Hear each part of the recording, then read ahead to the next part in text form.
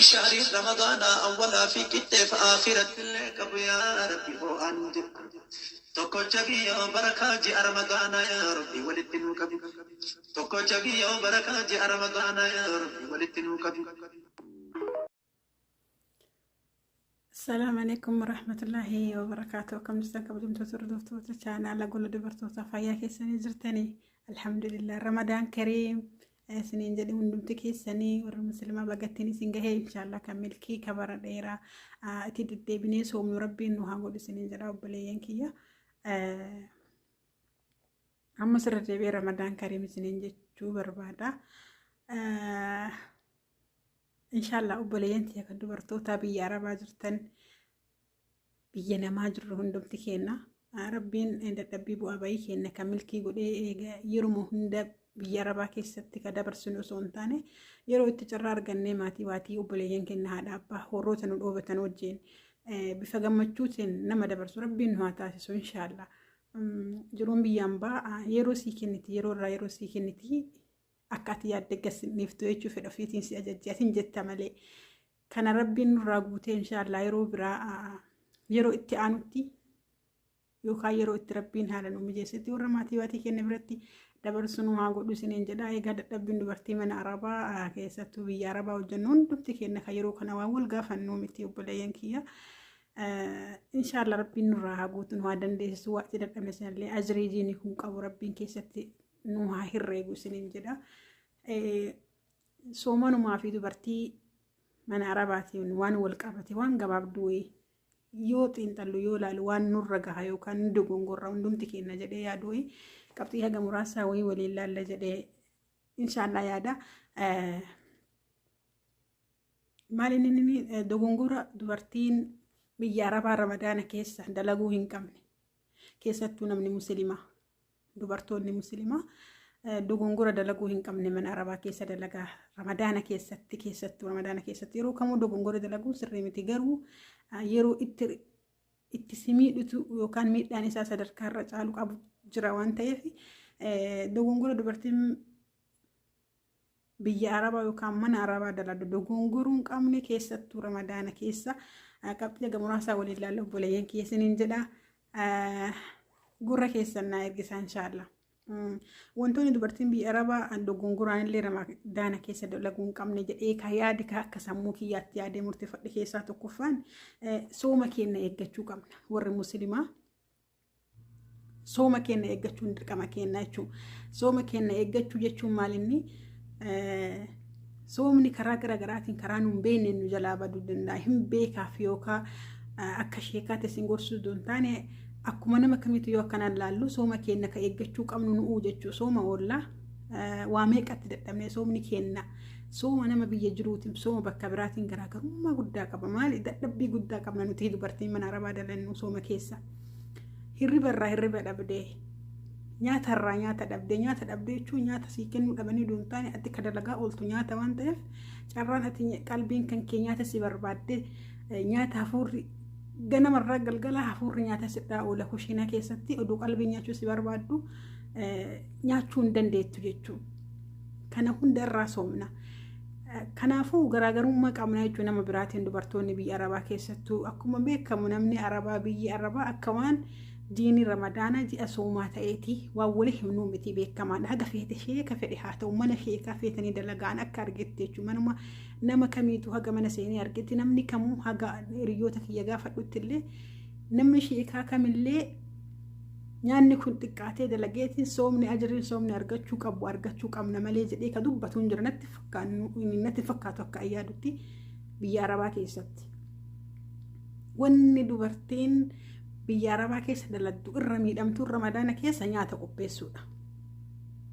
Warroonni nyaata daladdanii jechuu irra caalaa nyaata qophaa'uu ni argitanii mana hundi keessanii waan isinii himnuu miti dubartii warra taata waa'ima dubartii haasaara waan ta'eef kanaaf waan hunda miidhamnee sooma keenya akkasumattuu eeggadhu sooma oollu jechuudha. Hojii dalagaa nyaata dalagaa maal dalagaa wanni marti nurra ta'ee sooma oolla.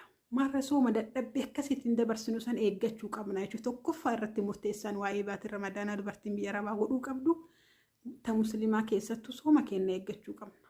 sooma dadhabbii baay'een soomnu kana sooma bu'aa bahii baay'een soomnu kana karama salphaan akka nu harkaa bahu yookaan akka nu jalaa badu godhuu hin qabnu haga dandeenyeen akkamis sooma keenya eeggachuu qabna.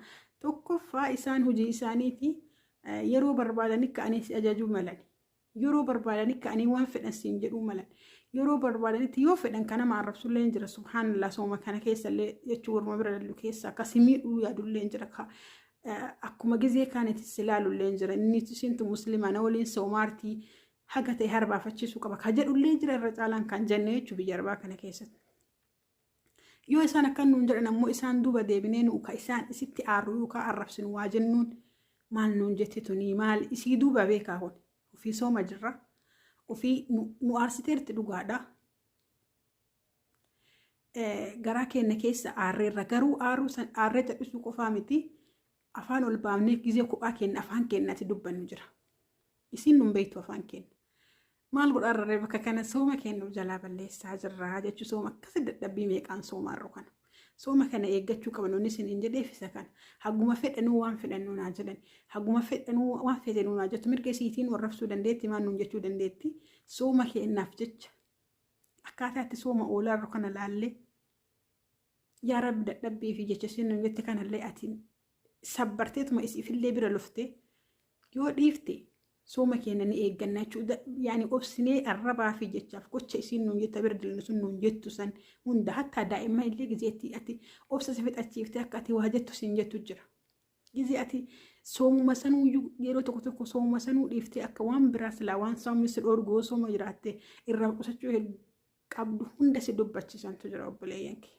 Isaan kanarraa sooma keenyaaf jecha sooma keenya eeggachuuf jecha uf qabuu qabna wallaahi. Dadhabbii keenya isinitti himu ni beektan hundumti keessanuu eenyuyyuu haa ta'u eenyu hattaa kan mana arabaan dalan dhiisi dubartiin dadhabbii qabdi ka biyya arabaa immoo addaa jechuudha. Keessattuu yeroo kaan namni nyaata daladda. Kanaaf sooma keenya eeggachuu qabna tokkoffaarra wanni isiniin jedheef abbammaa fedhe waan fedhe yoo nuun jedhe abbammaa fedhe yoo nu arrabse abbammaa fedhe yoo waan fedhe jedhe sooma keenyaaf jecha obsuu qabna sabbaruu qabna ciniinnachuu qabna jechuu jecha isaan nuun jedhan sana. Sani yoon ta'ini soomni keenya nu jalaa baduu qaba danda'a jechuu akkaataa itti dadhabnee oolle sanni akkaataa itti beelofnee beelaa fi dheebuu fi maalii fi dadhabbii hunda ciniinnannee sooma keenyaaf jecha oolaarra mitiiree arraba isaan nuun jedhan akkasuma ciniinnannee sooma keenya eeggachuu qabna. Isaaniin waa jennee isaan duuba sooma keenya bifa hamaatiin isaan akka hamachuu kophaa haasofnee isaan arrabsuun isaan afaan keenyan beektu inni akka waan aariin nurraa cabu yoo waa jenneen yookaan aariin nurraa galu afaan keenyan kophaa keenya haasofnee yeroo itti waa jennuun hin jira yeroo garii. Waan akkasiisan immoo isii miidhaarra malee uf miidhaan jirru jechuudha ramadaana keenya keessatti. Kanaaf wanni guddaan dubartiin biyya arabaa keessattuu ta musliimaa ramadaana keessa gochuu naa qabdan of eeggannoon nu gochuu qabnu maaliin inni jecha isaaniin yoo aarree waa jennurraaf qusachuu. Yaani jecha wayii yoo aarree yoo isaaniin waa jenne akka waan nurraa galuu kophaa keenyallee haa ta'u haasofnu san irraa qusachuu qabna obboleeyyan kiyyaa isiniin jedha. Inni lammaffaan ammoo wantoonni nu godhuu hin qabne humna keenya eeggachuu qabna. Isaan akkuma beektan warri biyya arabaa warri bira dalannu jechuun yoo ati dhagaa baattee inshaallah nam tokko karaa birraa mata godhee jiraachuu mala garuu irra caalaan isaanii dhagaa feete yoo ati baatte humna kee eeggadhu siin jedhu waan humni kee danda'u qofa dalaguu qabda. Dhiyoo kana viidiyoo wayii argee ture tiktookii irratti yeroo mucattiin kushiinaa hunda maxbaka hunda bishaan leeyii mana keessa galchitee goommaa mana keessa galchitee gubbarraa gadi dhiitu arge inni sun humna keenya eeggachuu miti akka malee miidhaa guddaa waan akkasiisan dalaguun miidhaa guddaa tokkoffaa elektirikiin mana keessa jira elektirikiin mana keessa yaa'usan yoo ati bishaan hin dhiite elektirikiin si dhooyuu danda'a lubbuu kan kee galaafachuu dandeetta. Gocha akkasiisan eeggannee humna keenya eeggachuu qabna. Yoo fakkeenya waan humna keetii olii ol fuudhu waan hin dandeenye yoo dalagisiin jette ol fuudhuun qabdu waan si miidhu ta'uu mirkaneessitee beekta taanaan sababni isaa jiraattee hojjettee boruullee jiraatta waan ta'eef jiraattee hojjettee waan argatte sanuu argatta. Yoo ta'e fakkeenya gubbaa kortee waan gubbaa si korsisanii si jalasisanii waan humni kee hin dandeenye tilmaamtee sammuu kee keessa taa'e waan kana hin danda'u kanas namiidha itti ufamantee taanaan humna kee eeggachuu qabda. Yoo ati miidhamte yookaan kuftee cabde yookaan maal taate uduu ati warra dhufee mana warraa keessaa sin baasin isaan kabraa fidatanii jechuu kun beekama. Kanaaf humna keenya eeggachuu qabna.